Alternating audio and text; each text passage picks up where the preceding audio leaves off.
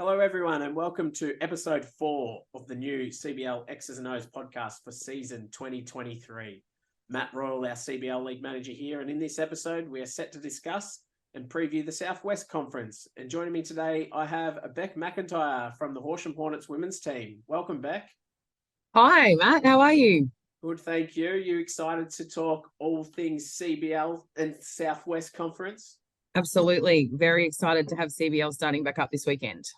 So round 1 kicks off this weekend, and we thought we'd sit down and have a bit of a season preview. We'll start off with the Southwest men and our reigning champion. Mount Gambier finished second on the ladder last year, 13-3 record, and are looking to go back-to-back champions. No team list provided to us as yet, unfortunately, Beck, but how do you think Mount Gambier are going to look this year? Look, I think every year Mount Gambier men are always strong, and definitely because they do have that connection with their NBL1 team that does feed into their CBL team. So I think they'll definitely be up there again. And if, coming off, I was actually at the grand final last year and they did have an amazing game against Ararat and just come out at the end and win. But yeah, it'll be interesting to see whether they all come back. Kane DeWitt, some of those older blokes that I know have been around and lead the team. So yeah, we'll see what happens, but they'll definitely be up there again, I'd say. They have won a number of championships, so you can only guess that they're going to be back towards the top. Moving on to the runners-up in Ararat. So they finished on top of the ladder with a 13-3 record, but just couldn't get it done in the grand final. How do we see them looking this year?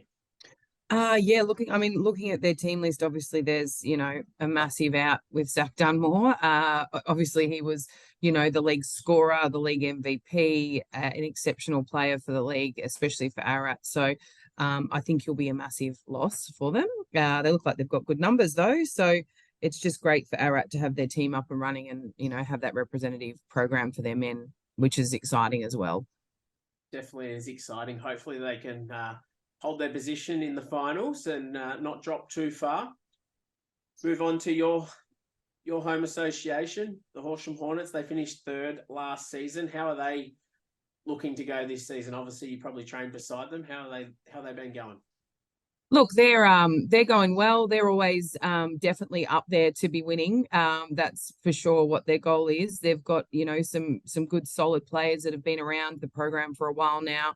Young players that have come up through the Horsham Hornets representative stuff. And, it's really exciting to see them, take the reins now and be those senior players and bring through that next generation. So they will lose a little bit of their older experience. They had a fair bit of that last year with, a couple of the older fellas retiring.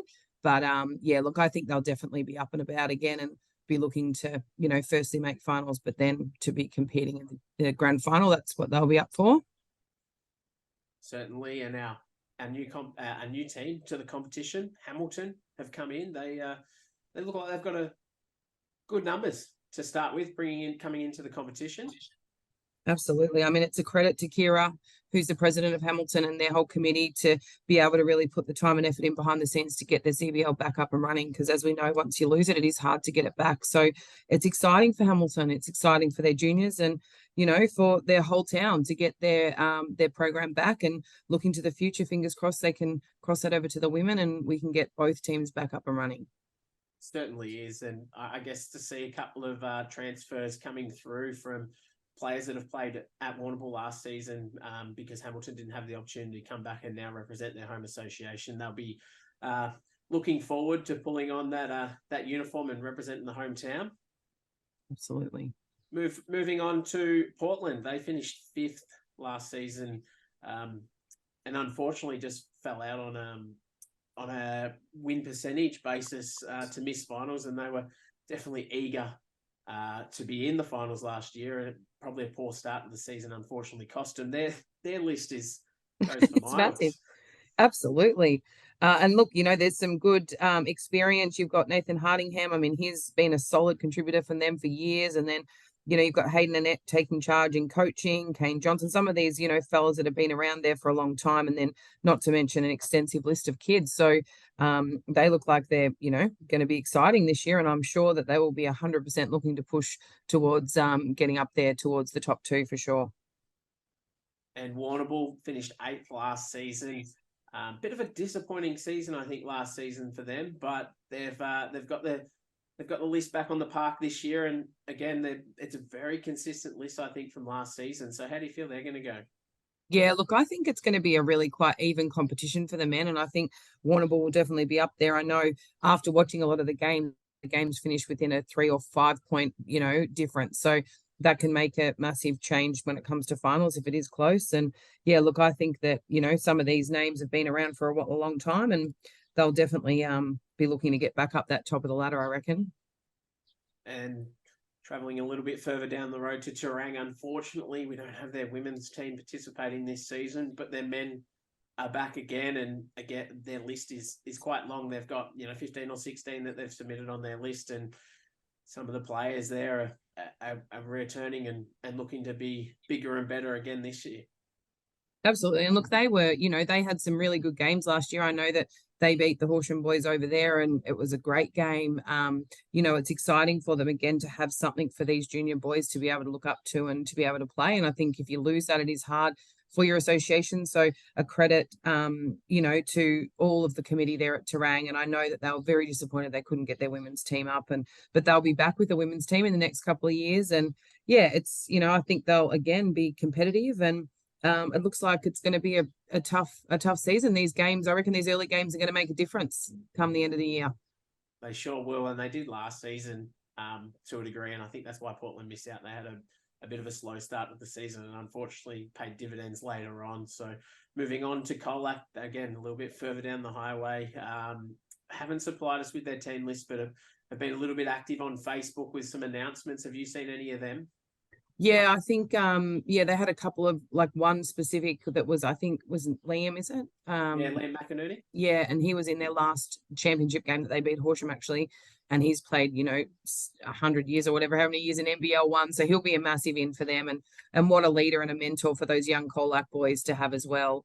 But they were really competitive last year too. They had some really, like, some lots of height, and they'll be looking to get in there. So I think it's going to pay to be a really interesting and very close season, I reckon.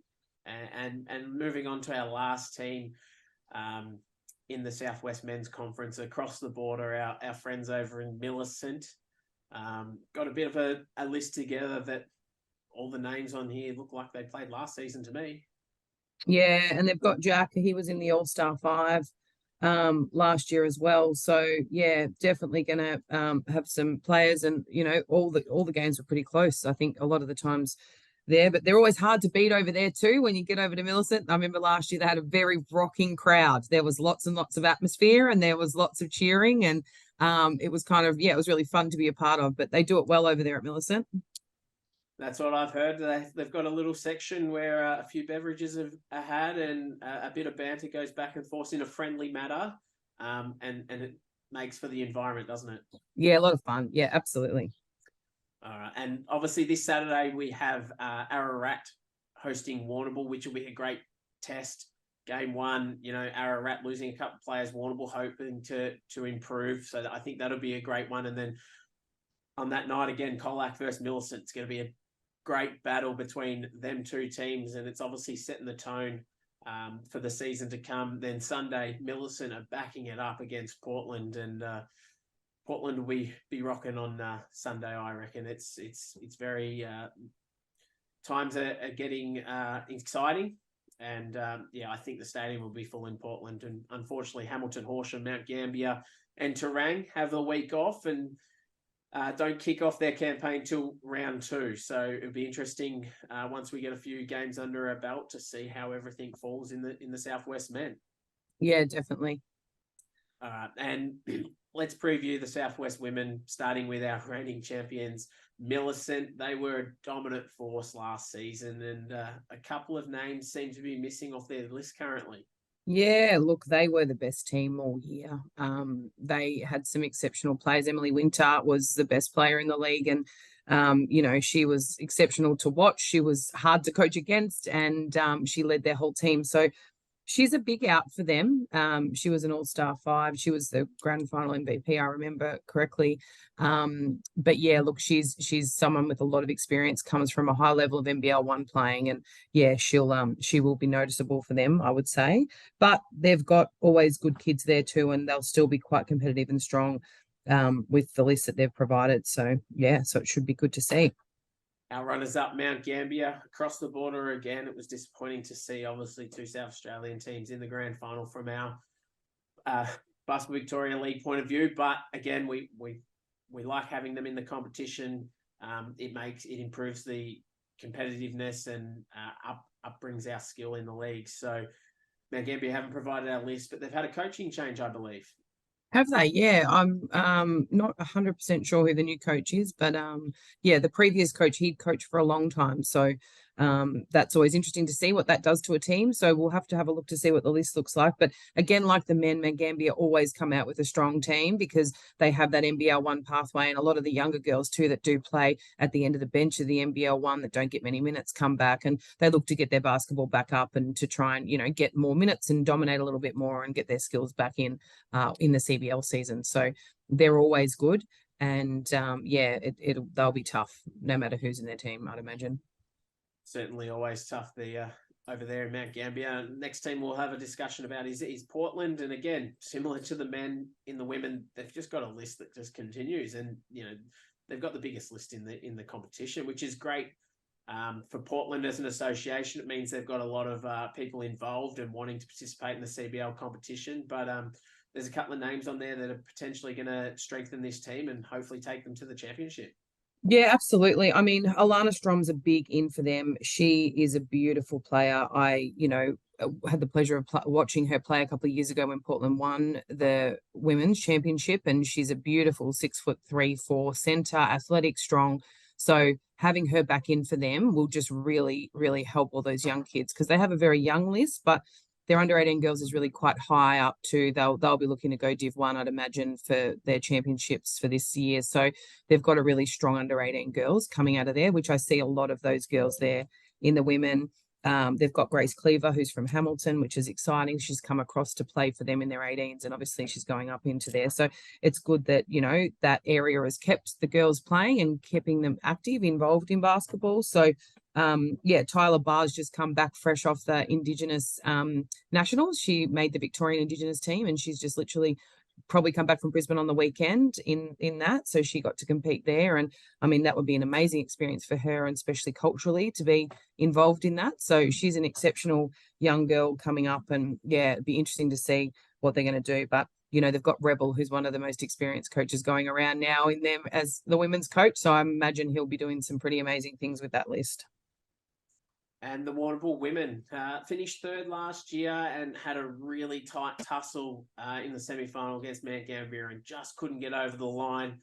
Their list has changed slightly, but still a lot of young talent on their list. Yeah, look, again, Warrnambool has an exceptional program for juniors. And as you would know with the country champs, they are always up there, if not winning, definitely in the top 5. So interesting for these younger girls that I think now looking at Mia Mills, who's been, in the team for years, is now going to be a senior. They're just coming fresh off their championship game in the Div 1 women for Big V. So a lot of these girls have played in the Big V team, and again, probably didn't get as many minutes potentially. So they'll be looking to come back and play bigger roles in the team for their CBL, and it gives them an opportunity to get more minutes and be able to step up. But again, all of these girls have been playing basketball year round. That's another thing that does affect the CBL, is that if you've got people who only play basketball in the summer, then, it takes them half the season to get back into it. So with the women especially, not all of them play all year round, but when you have these, younger girls coming off, they're fit, they're in form, their shooting's up, it makes a difference in these first few games because they just, they get bigger scores on the board and they end up winning the games.